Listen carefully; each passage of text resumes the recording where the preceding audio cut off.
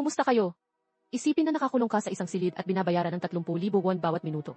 Gaano katagal ka mananatili? Hindi ito panaginip kundi isang totoong sitwasyon na kinakaharap ng ating pangunahing karakter, si Jinso. Si Jinso ay isang ordinaryong empleyado ng opisina. Matapos mabigo sa pamumuhunan, mayroon siyang utang na 900 milyong won. Hindi kayang bayaran ang malaking utang, naisip ni Jinso na tapusin ang kanyang buhay. Ngunit, bago ang nakatakdang oras, nakatanggap siya ng isang misteryosong mensahe tungkol sa pagbili ng natitira niyang oras kasama ang abiso na 4 milyong won ang inilipat sa kanyang account. Kasabay nito, isang marangyang kotse ang lumitaw sa harap niya. Isang teatro. Sa pamamagitan ng gabay sa mesa, nalaman niyang mayroon siyang dalawa pagpipilian, ang kumuha ng 20 milyong won sa mesa at umalis kaagad, o sumali sa programang ito. Ipinaliwanag pa ng gabay.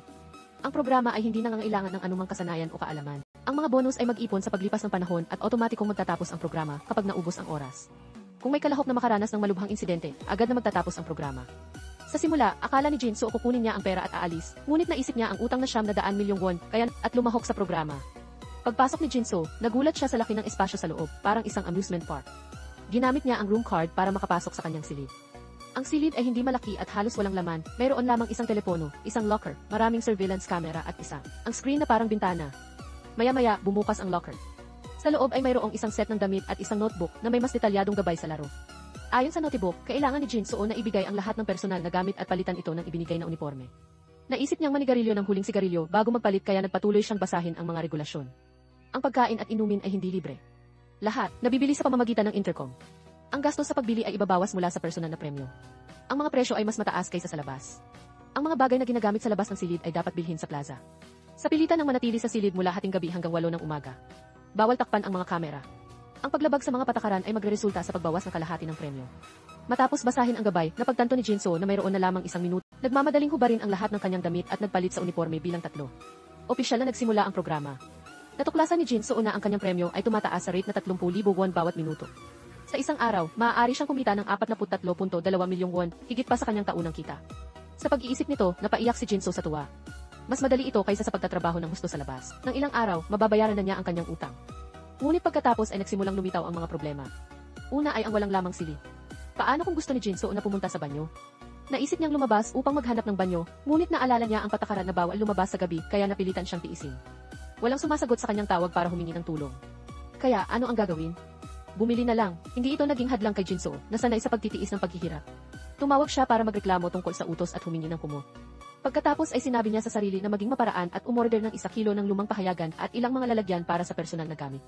Nang malaman niyang ang presyo ay 420,000 won, nakatumbas ng 24 hanggang 15 minuto ng kanyang trabaho, tinanggap pa rin niya ito. Gayunpaman, nakaramdam siya ng gulat at agad na tumawag para humingi ng walang lamang plastik na bote sa lalong madaling panahon. Kinabukasan, nang magising siya, umabot na sa mahigit 14 na milyong won ang naipon niyang premyo. Totoong oras ay pera. Lumabas si Jinso ng silid at natuklasan na bukod sa kanya, mayroon pang 7 iba pang kalaho. Presente. May kabuang 8 silid na nakahanay sa pinangyarihan. At ang 7 iba pa ay bawat isa ay may espesyal na kalagayan. Room 8, isang bigong performer, nag-organisa ng kanyang sariling palabas at baon sa daan-daang milyong won na utang. Siya ay baliw, kumikilos ayon sa gusto niya at napakagaan manamit. Room 7, isang matalino at piling tao sa lipunan na may mataas na V, isang producer ng palabas sa V, ngunit dahil ang palabas ay masyadong makatotohanan, hindi siya makahanap ng mga mamumuhunan. Room 6, isang manlalaro ng soccer na pinatalsik dahil sa pagsusugal, mainitin ang ulo at pabigla-bigla. Room 5, isang mabait na babae, matapos magtaksil ang kanyang asawa ay humanap ng callboy, ngunit naubos ang lahat ng kanyang pera. Room 4, isang babae na mukhang inosente, dating nangangarap na maging miyembro ng isang girl group, ngunit kalaunan ay naging parking attendant, inaapi ng mayayaman. Room 3, ang ating pangunahing karakter, si Jinso, isang ordinaryong empleyado ng opisina, namumuhay ng simple at baon sa maraming utang. Room 2, isang babaeng manggagawa sa konstruksyon na puno ng katarungan, mahilig sa pag-ibig. Dahil sa aksidente ng kanyang kasamahan, kusang loob niyang inako ang gastos sa operasyon at nagkaroon ng malaking utang. Room 1, isang lalaking may kapansanan sa binti, isang payaso sa sirko, pinatalsik sa ospital dahil walang pera. Nais niyang tapusin ang kanyang buhay para makuha ang insurance money, ngunit sinundo siya ng isang mamahaling kotse papunta rito. Nagtipon ng 8 tao sa plaza at natuklasan na ang lugar na ito ay hindi simple. Lahat ng kagamitan ay peke ang swimming pool, peke ang mga tindahan sa magkabilang panig, kahit ang mga bulsa sa damit ay peke. Isang labasan ng paninda at isang telepono. Nahulaan ni Yang Jae na ang dahilan kung bakit itinakda ng mga organizer ang ika-negatibo, 4 na panuntunan at mataas na presyo ay dahil ayaw nilang magkaroon ng sapat na supply ang mga kalahok. At ang dahilan ng paglalagay ng telepono sa plaza ay para hikayatin silang bumili ng mga bagay ng magkasama. Sa huli, direktang humakbang si Samshik at bumili ng isang pakete ng sigarilyo at lighter. Oras ay 22 minuto. Lumalabas na kapag bumibili ng mga bagay sa plaza, kailangan nilang bayaran ito gamit ang natitirang oras na maaari silang manatili sa programa. Sa labas, ang isang pakete ng sigarilyo at lighter ay nagkakahalaga ng humigit kumulang 5,000 won, ngunit dito ay 500,000 won. Nangangahulugan ito na ang isang minuto ay katumbas ng 250,000 won sa purchasing power. Matatapos ang laro. Kaya, nagpa siya ang lahat na umupo at pag-usapan kung ano ang bibilhin. Nagkomento ang isa sa pagiging masyadong tuyo ng silid at iminungkahi ang pagkakaroon ng moisturizer. Ngunit tumutol ang isa pa dahil hindi sila gumagamit ng moisturizer. Kung bakit walang unan kapag natutulog. May nagmungkahi na magbahagi ng papel at mga kahon dahil kailangan ng lahat. Nagtaka ang isa kung sino ang mag-aaral dito at isang babae ang nagsabi na kailangan niya ng sanitary napkin. Matapos ang daan-daang milyong taon ng ebolusyon, naabot ng sangkatauhan ang rurok ng karunungan. Ginamit ng 8 tao ang kanilang kolektibong karunungan at sa huli ay binili sa plaza ang mga bagay na magagamit ng lahat. Basurahan, sanitary napkin, toilet. Pagkatapos makumpleto ang paggamit ng banyo, tanghali na at nagsimula ng gutumin ang lahat. Ngunit wala silang nakitang pagkain at tubig. Nang magtanong sila, nalaman nila na ang pagkain at tubig ay ipinadala sa locker ng room 8, sa kabuuan ay 12 kahon ng tanghalian at 12 bote ng tubig. Kagabi, tinikman ng nasa room 8 ang bawat pagkain, tinapon ang natitira, at inubos ang lahat ng tubig. Nang marinig ito ni Jinso, sinabi niyang hindi niya matanggap na isang tao lang ang tumanggap ng 12 bahagi, na malinaw na para sa lahat. Ipinagtanggol ng nasa room 8 ang kanyang sarili na payat siya, kaya hindi siya kumakain ng marami at nangakong mag-iiwan ng isang bahagi para sa kanya mula ngayon at ibabahagi ang natitira sa lahat. Tinanggap ng lahat ang pananaw na ang kamangmangan ay hindi kasalanan. Gayunpaman, ang nasa room 8 ay nagpahiwatig din ng isang problema. Ang mga bagay ay hindi maaaring. Gayunpaman, paano mo ilalabas ang pagkain sa iba? Muling nag-aral at naghula si numero 7 na dapat nilang gamitin ang transfer cabinet para ilipat ang pagkain. Ngunit lumitaw ang isa pang problema, mayroon silang 8 tao, bawat isa ay kumakain ng 2 beses sa isang araw. Ibig sabihin, kailangan nila ng 16 na nakahon ng tanghalian araw-araw. Ngunit sa kasalukuyan ay mayroon lamang silang 12 kahon. Ma-starve. Tulad ng sabi-sabi, hindi ang kakulangan ang problema, kundi ang kawalan ng katarungan. Isinantabi ang isyu ng pamamahagi ng pagkain, iminungkahi ng numero 7 na dapat silang pumunta sa room 8 upang tingnan kung magagamit nila ang transfer cabinet para magpadala ng pagkain. Kaya, sumunod ang lahat kay numero 8 sa kanyang silid. Hindi maiwasan na magulat at mahilo sila sa kanilang nakita. Kung ikukumpara sa maliit na silid ni Jinso kagabi na may tulugan sa pahayag, presidenteng marangya, mataas na kalidad na kutson, aquarium, marangyang mesa at upuan, magandang itim na kulay, lahat ng maiisip mo. Hindi lamang sa laki ng silid sila nagkakaiba, kundi pati na rin sa halaga ng kinikita bawat minuto. Ang room 8 ay kumikita ng 340,000 won bawat minuto. At nang dumating ang numero 8, kakaiba rin siya, habang si Jinso ay nakaupo sa kotse na may pag-aalala, si numero 8 naman ay sumasayaw ng ligaw. Nang pumili siya ng silid, kumilos din siya ayon sa gusto niya, parang nagmamando ng hukbo at bumubunot ng random. Sa sandaling makita niya ang pool, sumisid siya tulad ng isang isda na lumulukso sa tarangkahan ng dragon. Sa pagpasok sa silid, hinubad niya ang lahat ng kanyang damit, nanigarilyo at sinunog ang lahat ng kanyang damit. Napakaluho din ng kanyang paggastos, kutson, pantulog, piring, portable na banyo, tuwalya, parang ito ang sariling bahay niya. Parang sa bahay niya. Nagsimula ang lahat na mainggit. May nagreklamo na sila ay nakakuha lamang ng 30,000 won, samantalang ang iba ay nakakuha ng 20,000 won, at ang isa pa ay nakakuha ng 130,000 won. Tinanong nila kung magkano ang nakuha ng numero 7, at sumagot siya ng 210,000 won. Napagpasyahan nila na ang numero 8 ay nakakuha ng eksaktong 340,000 won. Ang bonus ng susunod na palapag. Ang palapag 1 plus palapag 2 ay katumbas ng palapag 3. Ang palapag 2 plus palapag 3 ay katumbas ng palapag 4, at patuloy pa. Yan ang Fibonacci sequence. May nagtanong kung narinig na niya ang Fibonacci sequence at kung paano ito naugnay sa kanilang bonus. Ipinaliwanag ni Sera na kahit hindi niya alam ang intensyon ng mga organizer, ito ay isang nakakatuwang bagay. Ang ginintuang proporsyon kapag ang isang numero sa sequence ay hinati sa numero na nauna rito, habang lumalaki ang mga numero, ang proporsyon na ito ay unti-unting lumalapit sa humigit kumulang 1.6. Ang proporsyon na 1.6 na ito ay tinatawag na ginintuang proporsyon, ang proporsyon na likas na nararamdaman ng tao na ligtas at maganda. Halimbawa, ang proporsyon ng haba at lapad ng isang credit card ay katulad ng ginintuang proporsyon. Naalala ni Jinso, lahat ay humanga sa room 8, ngunit ang card ng silid ay pinili nila mismo. Ngayon, naiintindihan na ng lahat ang sitwasyon ng bawat palapag. Mula sa pananaw na ito, napagtanto nila na ang mga palapag ay talagang tumutugma sa mga antas ng lipunan. Si Jinso, ang mga ordinaryong manggagawa at ang mga may kapansanan ay maaari lamang manirahan sa ilalim ng lipunan. Kaya paano lampasan ang mga hangganan ng klase? Balik sa hindi pa nalulutas na problema, paano hatiin ang pagkain? Naniniwala ang numero 2 na ang mga nasa mas mababang palapag ay kumikita ng mas kaunting pera kaya kailangan nilang kumain ng mas marami. Ngunit nakaisip si numero 7 ng isang medyo patas na paraan. Iminungkahi niya na ang bawat isa ay kumuha ng isang bahagi. Mula sa ika-negatibo, 8 palapag hanggang sa ika-negatibo, 1 palapag, lahat ay kumikislap ang pagkain. Diin ni numero 7 na ito ay isang matinding sitwasyon, isang kapaligiran na nagpapahalaga sa pagkakaisa, kasama ang ika-negatibo, 4 na palapag na ngayon ay wala na. Kailangan nilang magkaisa at magtiwala sa isa't isa.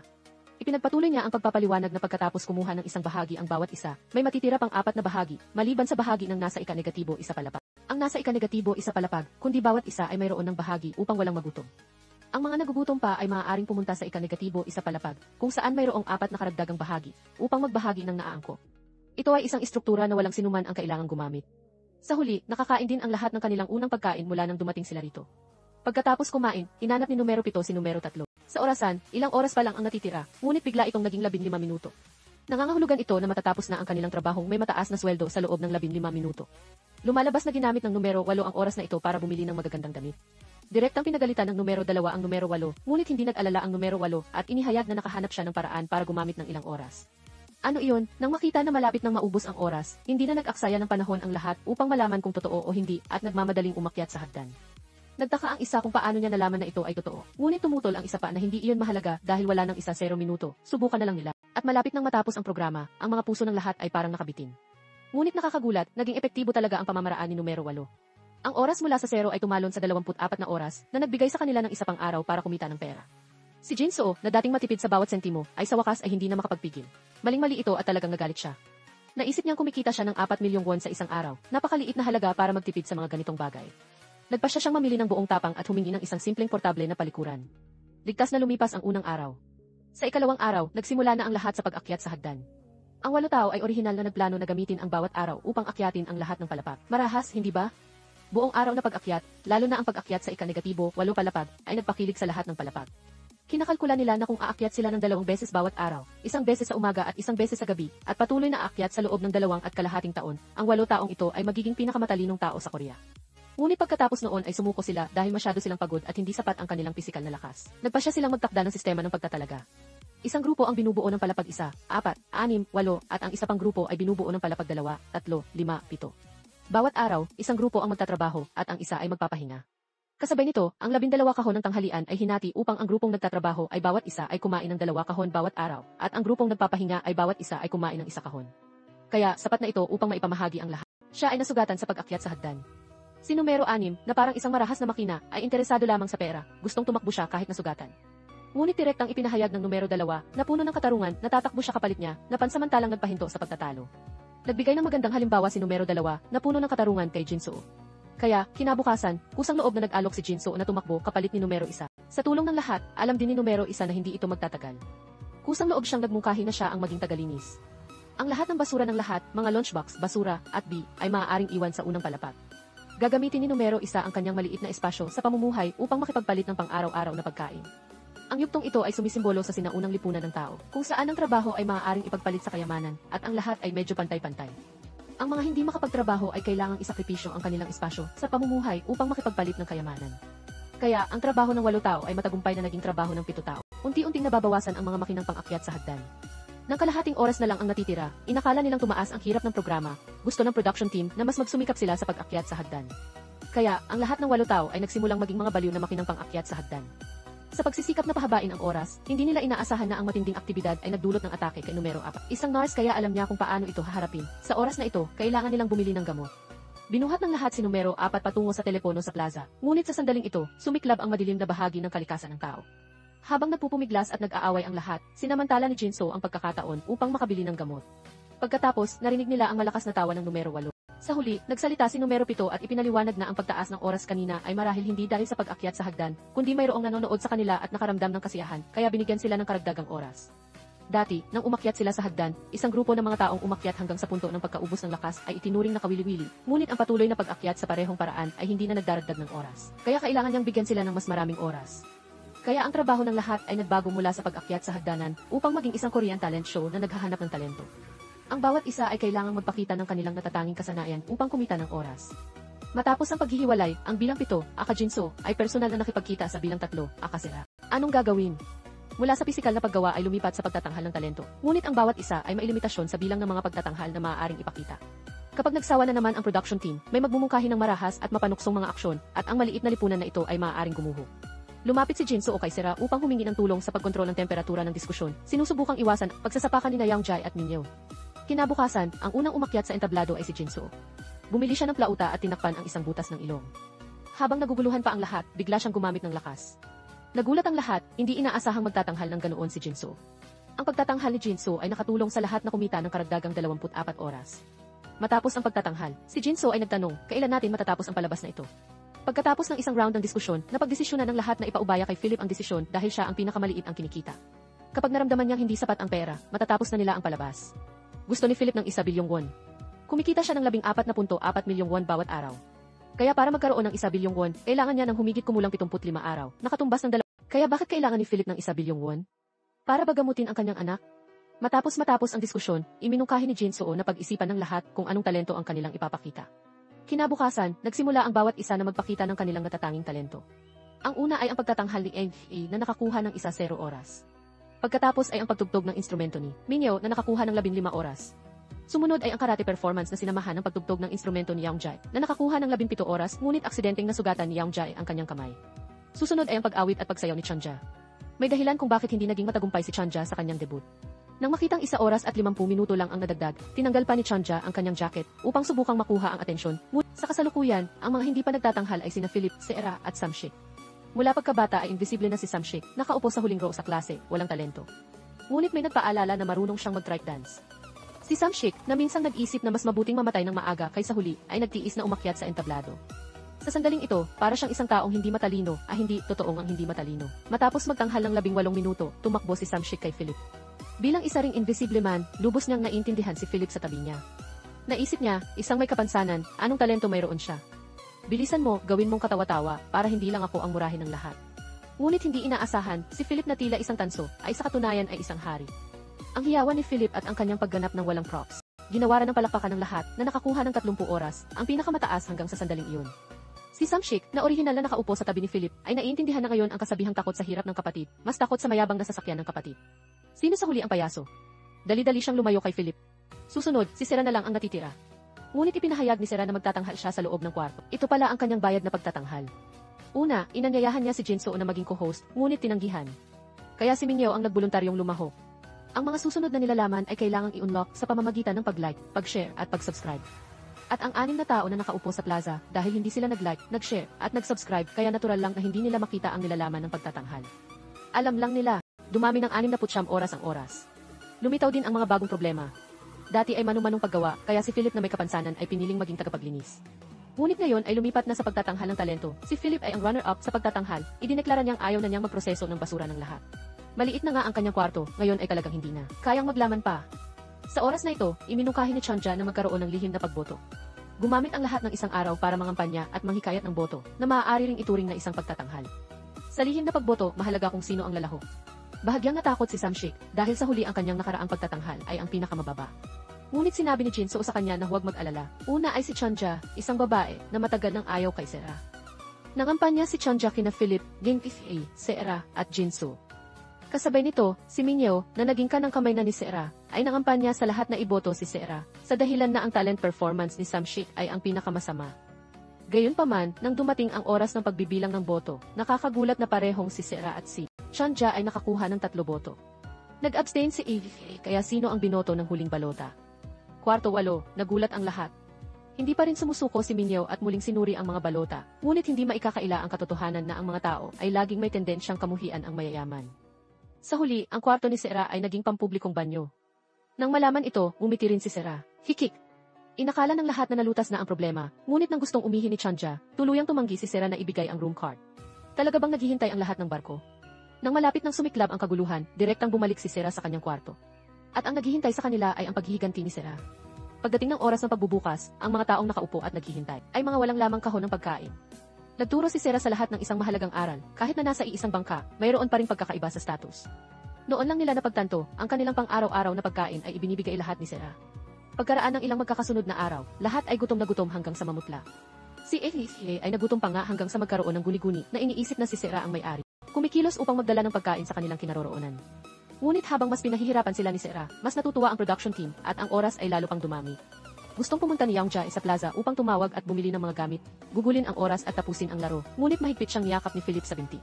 Umiyak si Philip at sinabing kailangan niyang kumita ng 1 bilyong won. Nakikita ang kaawa-awang sitwasyon ni siya, sa wakas ay hindi na nakayanan ni Samshik.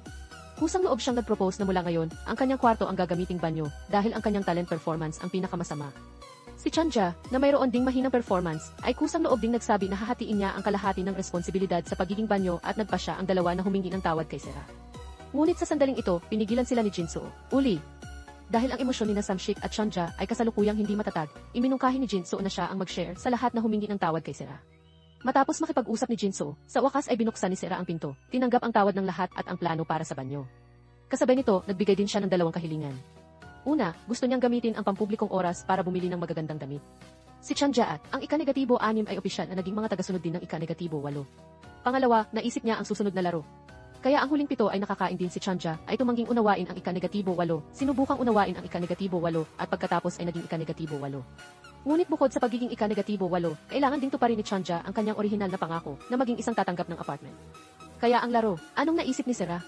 Ito ay ang laro ng hari. Hinamak ni Samshik ang larong ito, iniisip na lahat sila ay matatanda na, bakit pa sila naglalaro ng larong pambata na ito? Ngunit hindi inaasahan, ang panukalang ito ay sinang-ayunan ng lahat. Susunod, tingnan natin ang double life performance ni Samshik. Ang orihinal na laro ng hari. Mayroong 8 bola sa kabuuan, ang bola na kumakatawan sa hari. Kung sino ang makakuha ng bola, kaya, random na pumili ng 2 iba pang tao upang gawin ang anumang bagay. Sa simula, medyo simple pa ang laro, tulad ng 2 tao na magkahawak kamay at maghalikan. Ngunit unti-unti tumaas din ang antas. Hanggang sa nakuha ni Sarah ang bola at hiniling kina Yeongjai at Minyo na maglaban. Ito ang pinakakinatatakutan ni Jinso noon. Pagkatapos magsimulang maglaban ang 2 tao, hindi inaasahan na kahit na nang bilang 8 ay babae, ngunit sa araw-araw na pag-gym, binubugbog niya si Minyo na parang bata. Gayunpaman, noong huling beses na nag-perform si Yeongjai ng instrumento, nasugatan siya at hindi pa gumagaling. Matapos suntukin sa ulo si Minyo, nalinsad ang kanyang pulso. Agad na nabaliktad ang sitwasyon, sinunggaban ni Minyo ang kahinaan ni Yeongjai at matinding umatake. Sa huli ay dinaganan si Yeongjai sa lupa at pinagpapalo. Nakikita ang sitwasyon, nawawalan ng kontrol, nagmadali ang lahat para pigilan si Minyo. At ang matinding pagtatanghal ay nakatulong sa lahat na kumita ng karagdagang 50 oras. Upang maiwasan ang muling pagkawala ng kontrol, ang laro ng hari ay binago sa Lucky Pikachu. Ang panuntunan ay i-upgrade batay sa orihinal na laro ng hari. Kung ayaw tanggapin ng sinuman ang alok ng hari, makukuryente sila. Si Samshik na mahiyain, niloko ang kanyang sarili sa pamamagitan ng pagpapalit ng paraan ng pagsasalita. 8 tao, ang kanyang posibilidad na maparusahan ay 1 sa 8. Sa paglalaro ng 1 beses sa isang araw, sa loob ng 1 linggo, maaari siyang makuryente ng 1 beses. Kaya, maaari ba niyang ituring ito bilang isang trabaho sa pagsubok ng taser, 1 beses sa 1 linggo, na binabayaran siya ng 300 milyong won, gagawin ba niya ito? Naman, pagkatapos maparusahan, masakit na sinabi ng isang tao na ito ay isang sakit na ayaw na niyang maranasan muli. Sa susunod, kahit sabihan silang hawakan ang dibdib o anumang bagay, gagawin nila. Gagawin nila ang anumang hilingin sa kanila. Tanging ang mga nakaranas nito ang nakakaunawa sa matindi at hindi komportableng sakit na ito. Sa 2 araw, nagpatuloy ang laro. Sa pagkakataong ito, si Chanja ang naging hari. Pinili niya sina Yeongjai at Minyo, pinapahulaan sila ng barya. Ang sinumang mali ang hula ay makukuryente. Ngayon naman si Yeongjai ang paparusahan. Sa 3 araw, si Sarah ang naging hari. Pinili niya sina Yeongjai at Sarah, pinapagawa silang magpatayan. Ang sinumang susuko ay makukuryente. Nagsimula ang laro. Panoorin natin ang buhay ng propeta ni Samshik kung bakit siya nagbigay ng ganoong negatibong parusa. Ang sagot ay nasa, naunawaan mula pa lang sa simula ng laro. Ang larong ito ay na-optimize upang saktan ang damdamin at sirain ang relasyon. Habang nagpapatuloy, lalong bumubuo ang emosyon. Ngunit kahit na alam nila ito, hindi sila makatigil. Nang gabing iyon, nakipagkita si Philip kina Yeongjai at Sarah. Inilabas ang katotohanan kung bakit laging hari si Sarah. May nanlilin lang. Manipulado na ang larong ito mula pa sa simula. Ipinahayag. Una, ang bola ng hari ay binago ni Chanja, kaya palagi nilang makukuha ito. Pangalawa, sa paghagis ng barya, maaari ding gumamit ng teknik upang ilabas ang gustong mukha. Lumapit ang 3 tao kay Jinso, gustong si Jinso ang mamuno. Ngunit upang mapanatili ang kaayusan, pinayuhan lang sila ni Jinso at nahuli si Chanja, nandaraya na hinihingi sa kanya na huwag ng mandaya. Kinabukasan, hindi na nangahas mandaya, si Philip ang naging hari. Pinili niya sina Jinso at Sarah. Sinabihan ni Philip si Chanja na ipagpatuloy ang paghagis ng barya, ang sinumang mali ang hula ay makukuryente. Ngunit sa pagkakataong ito ay may karagdagang panuntunan, kailangan gamitin ni Chanja ang likod ng kanyang kamay upang saluhin ang barya, pinipigilan ang kanyang kakayahang mandaya. Sa pagkakataong ito, hindi nga pabor sa bilang 8 ang kapalaran. Si Sarah ay kailangang magtiis. Ang lahat ay nagbuni sa kanilang puso. Tila nakita na nila ang senaryo kung saan nakukuryente si Sarah hanggang sa hindi na makontrol ang sarili. Gayunpaman, ang imahinasyon ay nanatili lamang imahinasyon. Sa sandaling gagawa na ng hakbang si Jinso, sumugod si Minyo at sinipa ang taser ni Jinso. Mula noon, tuluyang nagbago ang palabas. Hinikayat ni Sarah, Minyo at Chanja si Jinso na bumuo ng isang maliit na grupo. Bumili sila ng mga taser, nilock ang mga telepono sa plaza, at sinira ang mga telepono sa ika-2, ika-3 at ika-5 palapag upang matiyak na hindi makakabili ng armas ang mga taong ito. Ganap ding nagbago ang mga panuntunan ng laro. Ang maliit na grupo ng mga tao sa ika-8, ika-7, ika-6 at 1, 2, 3 at 5 ay naging mga alipin. Araw-araw, naglalaro ang mga alipin para madagdagan ang oras. Sa bawat 3 oras na nadagdag, makakakuha sila ng isang barya. Ang barya ay pwedeng gamitin para bumili ng tubig at pagkain. 4 na tao ang gustong lumaban, pagkatapos maramdaman ang lakas ng taser, hindi na sila nangahas lumaban pa. Ang laro ay nagiging mas malupit. Sa unang round ng laro, pinapili nila ang 4 na tao ng isa sa 4 na bahagi ng katawan para ikulong. Pagkatapos, sa hudyat ng numero 6, opisyal na nagsimula ang taguan. Taguan ang tawag dito, ngunit sa totoo lang, nagbago lang ito ng anyo para makapanakit si numero 6. Ang may kapansanan na numero 1 ay ang unang nahuli at binugbog hanggang sa dumugo ang bibig. Sunod ay si NCD na nakakadena ang paa ay binugbog din ng walang awa. Sa huli, si Yang Jai ay piniringan. Bagamat binubugbog, mabilis na nakipaglaban si Yang Jai para sa kanyang sarili, ngunit kaagad niyang naranasan ang mas matinding bugbog. Sa unang laro, nanalo si Sera, habang ang tatlo talunan sina Philip, Yang Jai, at MA may kailangang dumanas ng parusa mula kay Sera.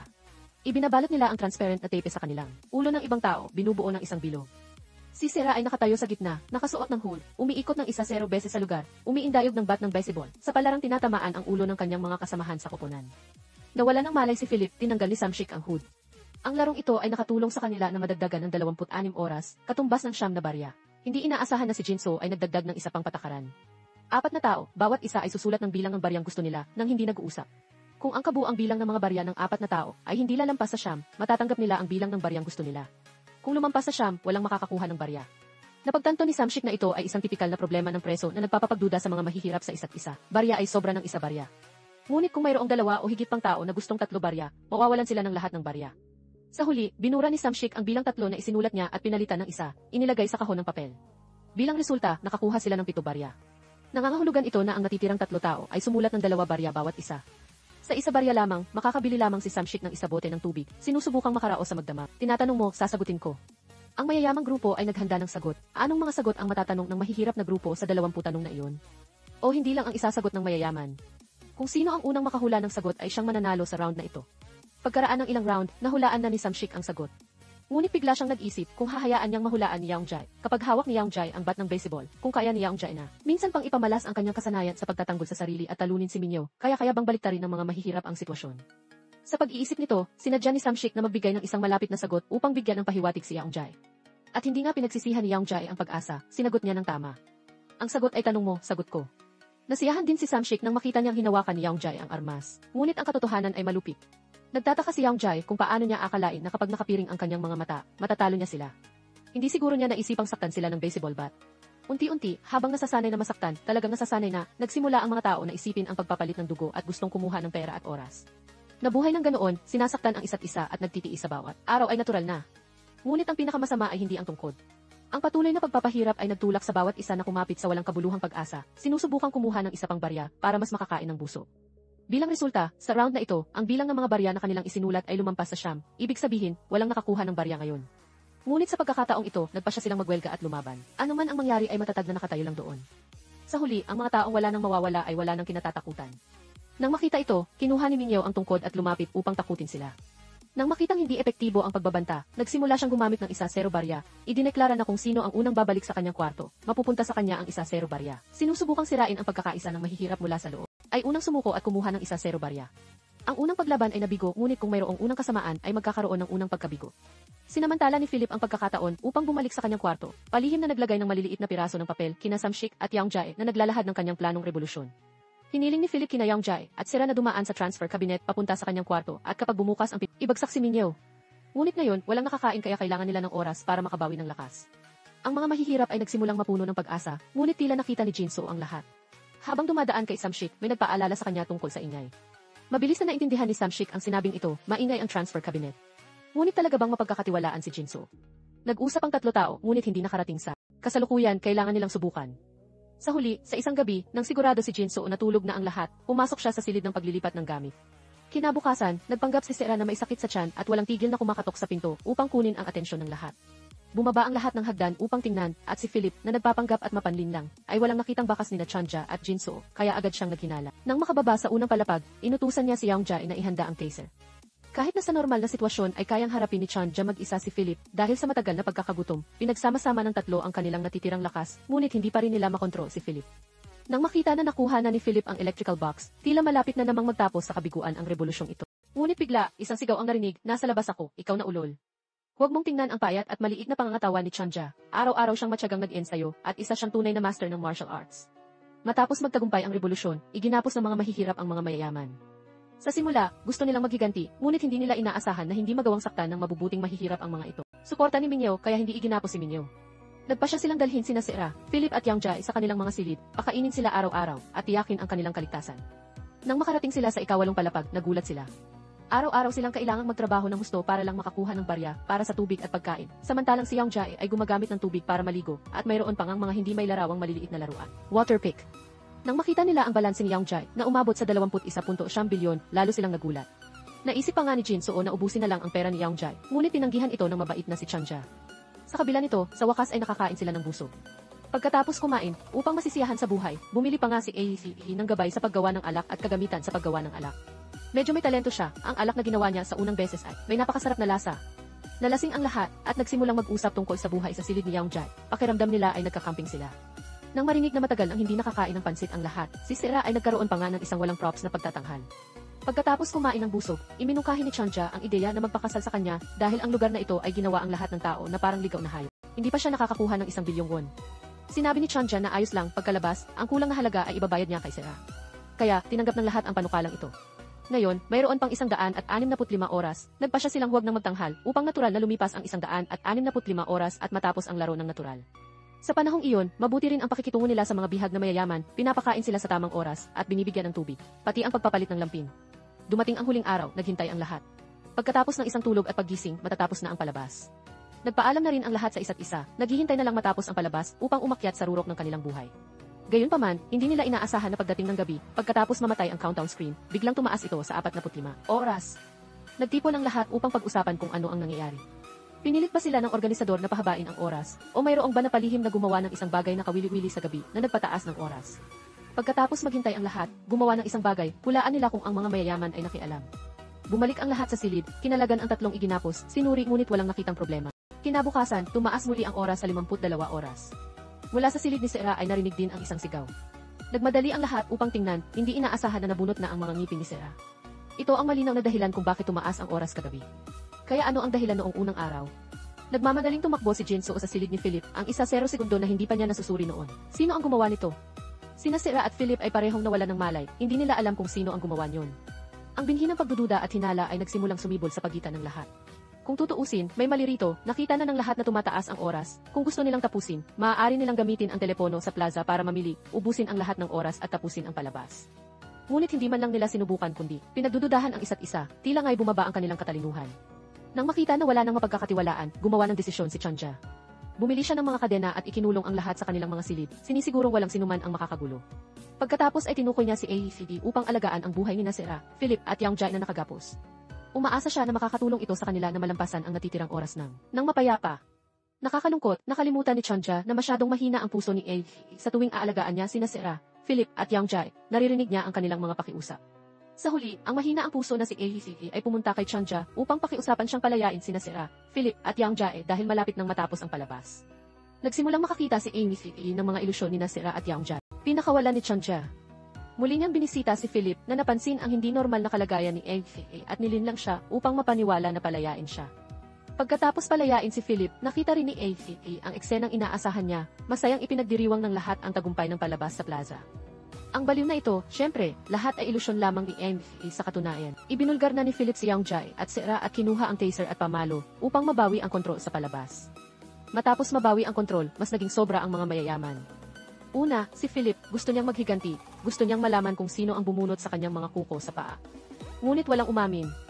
Kaya, gumastos ng malaking halaga si Philip para bumili ng isang baril. Pinatayo ang lahat sa isang hilera at naglaro ng Russian roulette. Una, si Chanja ay maswerteng nakatakas. Sumunod si Minyo, ngunit sa pagkakataong ito ay hindi siya ganoon kaswerte, tumama ang bala sa hita ni Minyo. Tinawag ni Philip si Sera para gamutin ang sugat ni Minyo, ngunit wala pa ring umamin kung sino ang gumawa nito.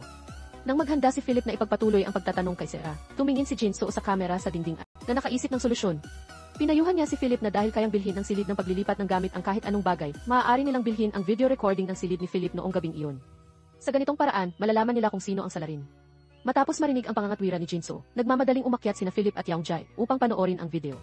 Sa huli, natuklasan nila kung sino ang salarin, si Sera pala, ang tila pinaka-inosenteng tao. Nagsimula ring ipaliwanag ni Sera ang kanyang motibo. Una ay upang maghiganti sa mga mayayaman dahil sa naunang pagsasamantala. Pangalawa ay ayaw niyang matapos ang palabas, ayaw niyang mawala ang pagkakataon nila.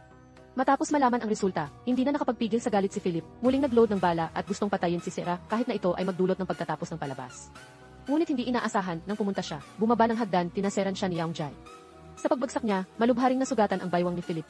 Mula dito, muling nagbago ang may-ari ng kapangyarihan, si Yang Jae lamang ang humawak ng pinakamataas na kapangyarihan. At ang production team, nang makita ang kanilang plot na patuloy na nagkakaroon ng mga twist, ay patuloy na pinataas ang natitirang oras para sa kanila. Pinilit ni Yang Jae ang lahat na buhatin si Philip pabalik sa silid, pagkatapos ay iginapos at ikinulong ang lahat sa kanilang mga silid. Pinalaya lang sina Sera at Envy nang malaman niyang makakapanood siya ng mga video recording. Sa wakas ay nakahanap si Yang Jae ng bagong paraan ng paglilibang. Bumili siya ng mga video recording ng bawat isa, pinapanood silang naghihirap. Sobra ang sakit ng pag-iisip ni Yang Jae na hindi na siya makapagsalita.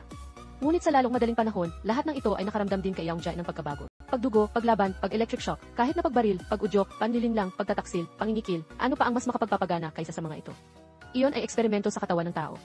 Iginapos niya ang lahat sa mga upuan, ginamit ang sipit upang buksan ang kanilang talukap ng mata, tinitiyak na hindi sila makakapikit. Naglagay siya ng malaking mangkok sa paligid nila, pagkatapos ay pinuno ng tubig, tinitiyak na kung sila ay makatulog, sila ay masasamid sa tubig. Pagkatapos, binuksan niya ang projector, ipinapalabas ang video ng paikot-ikot araw-araw, at pinahintulutan si Sera na kunin ang kanyang mga pagkakamali, sinisigurado ang kanilang pang-araw-araw na pagkain at inumin, upang hindi sila mamatay. Ang Geneva Convention ay tiyak na umiling. Dapat malaman na kahit sa ikalawang digmaang pandaigdig, ang eksperimento sa katawan ng tao ay mahigpit na ipinagbabawal. Lumagpas na sa saklaw ng palabas, ganap na para lang sa sariling kasiyahan ni Yang Jae. Sa ilalim ng matagal na pagpapahirap na ito, nagsimula nang bumagsak ang pag-iisip ng lahat. At si Yang Jae, nang makita ang pagbagsak ng pag-iisip ng lahat, ay lalong naantig. Gusto niyang kumuha ng inspirasyon mula rito upang lumikha. Bumili siya ng ilang canvas, ginamit ang pintura at kutsilyo upang lumikha, gumuhit ng isang larawan.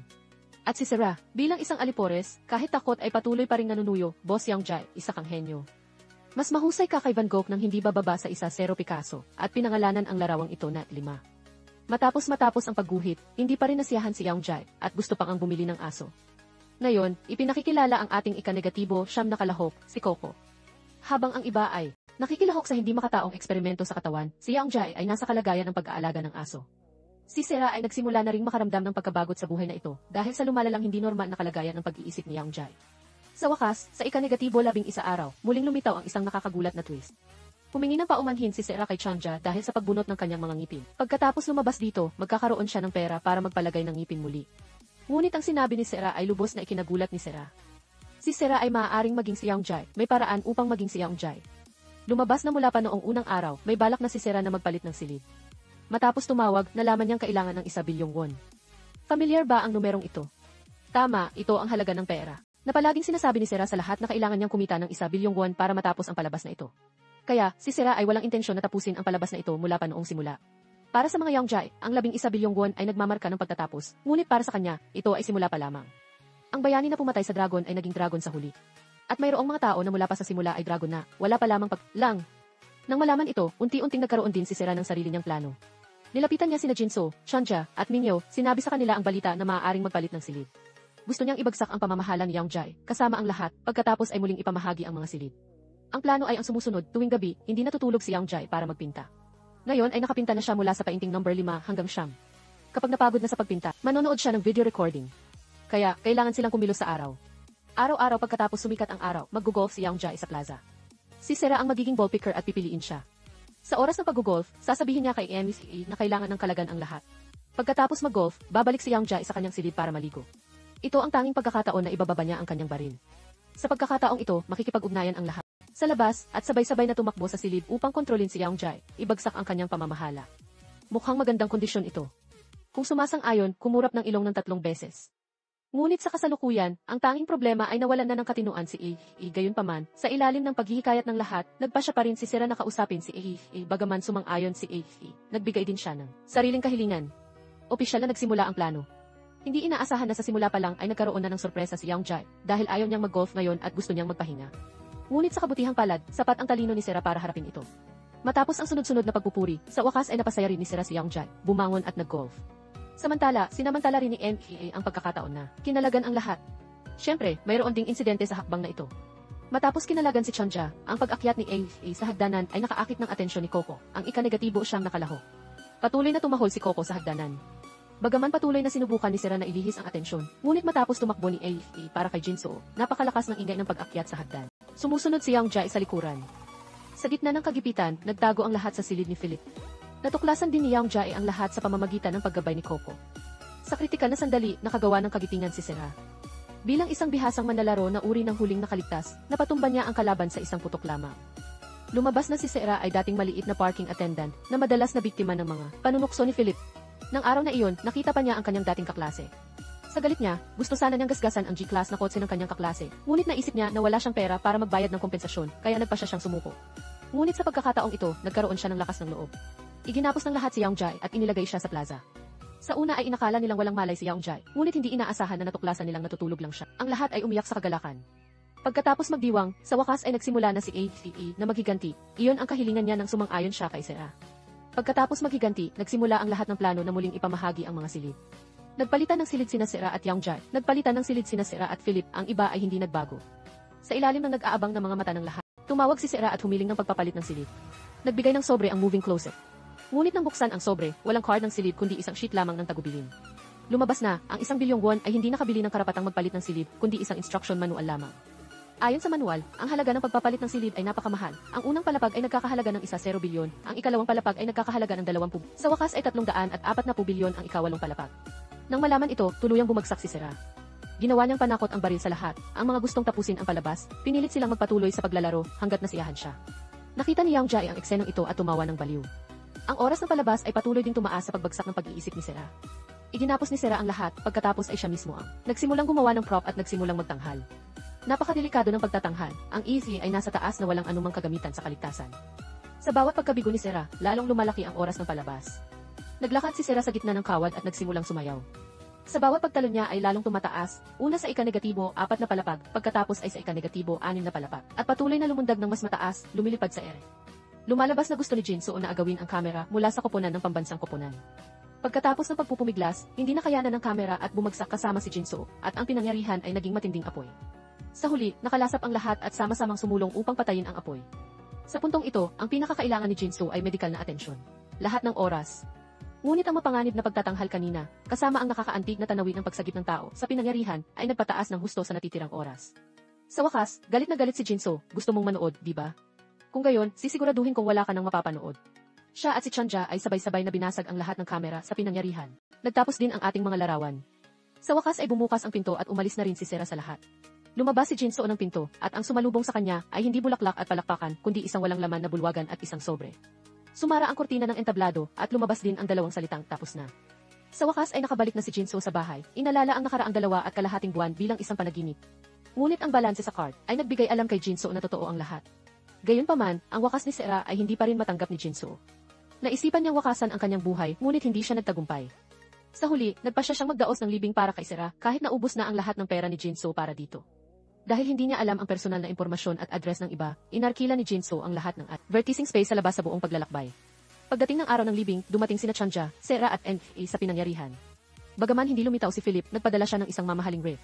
Sa pamamagitan ng pag-uusap, nalaman na nakita ni Philip ang pamilya ni Sera. Binigyan sila ng malaking halaga ng pera at sinabi sa kanila na si Sera ay pumunta sa trabaho sa ibang bansa. Samantala, si Yaongjai naman ay umarkila ng excavator at sinira ang isang art museum, pagkatapos ay isinulat ang kanyang pangalan sa isang karatula. Dahil dito, kinailangan niyang ubusin ang lahat ng kanyang pera upang bayaran ang pinsala sa art museum at nakulong pa siya sa isang script at pinahahalagahan ng mga mamumuhunan. Dito opisyal na nagtatapos ang pelikula. Ano mang ideya, komento o tanong na mayroon kayo, mangyaring ibahagi sa seksyon ng komento. Magkita-kita tayo sa susunod na palabas.